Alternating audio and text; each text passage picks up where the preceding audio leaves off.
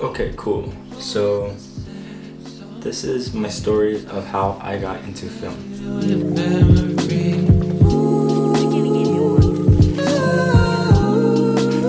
So back when, like 2-3 weeks ago, I had actually had a cousin who came over from New York City, and she brought some film cameras, and I was really interested in her film cameras. I was like, wow, this is so cool. And I primarily shoot on like a Sony, just like a Sony mirrorless camera, the Sony a6300. I'm shooting on the Sony a6300 right now, and it's a cool setup. I actually really enjoy it. But the biggest thing to me was, like a different medium, like a different media format. And so as I just got into it, she brought, I remember she brought a Pentax and like a Vivitar, and I can put up some of the photos she took with it. So she came over to visit my family and I, and she did a really good job of just taking them. She let me take some photos with them, and she told me all about her film like journey, a little bit about like how she got into it, how in high school she used to be super into it because her high school had like a dark room and like places where she can develop in her high school. And I never actually did photography in high school. I took like a beginner's class.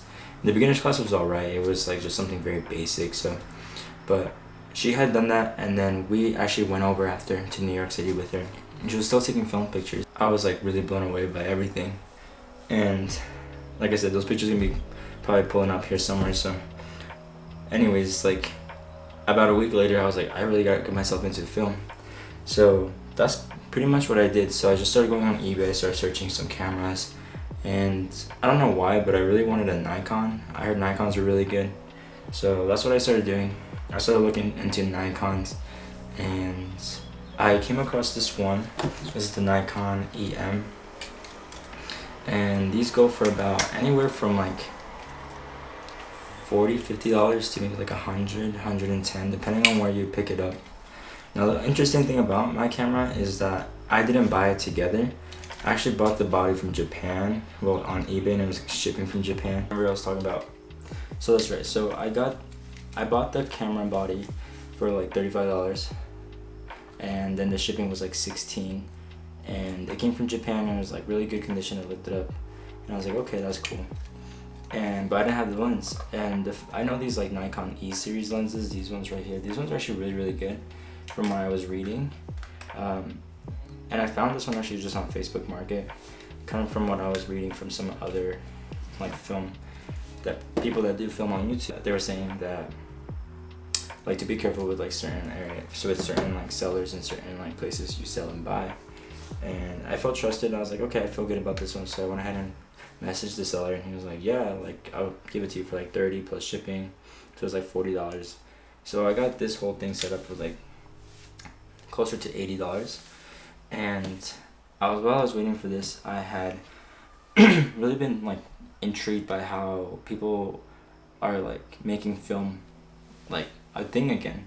And I knew film was coming. I knew film is like coming back. It has come back, but it's not as big as before. So what I started to do was go into my like local thrift stores, and I picked up my first camera, which is this guy right here, at my first thrift store. And this is just a Canon like Sure Shot or whatever.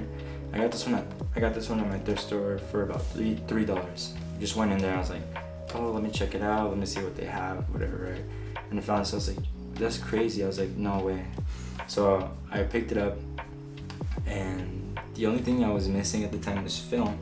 So I went ahead and bought some film on Amazon, and Amazon sells it for pretty good if you go into like their like websites, and a lot of times you have to click on like find other buyers or something like that, and one of them is Continental Supply in Amazon, and they sell it for like cheaper, about $1 or $2 cheaper, but everything makes a difference.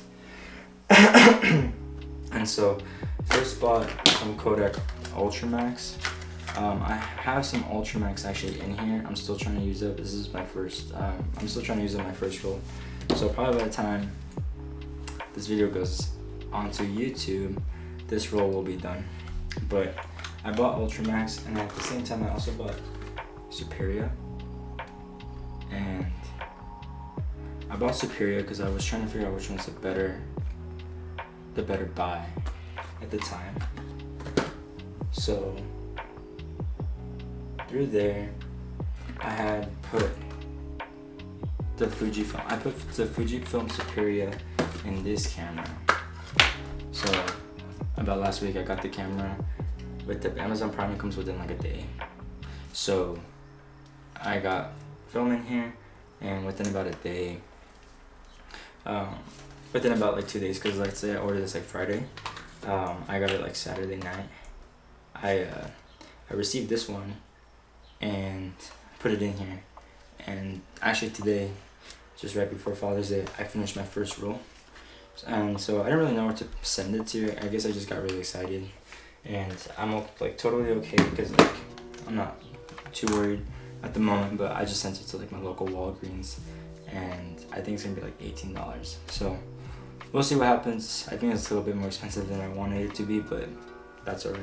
So next thing will happen is I'm gonna go ahead and just put all the photos I've taken with this camera and the little Canon one right now.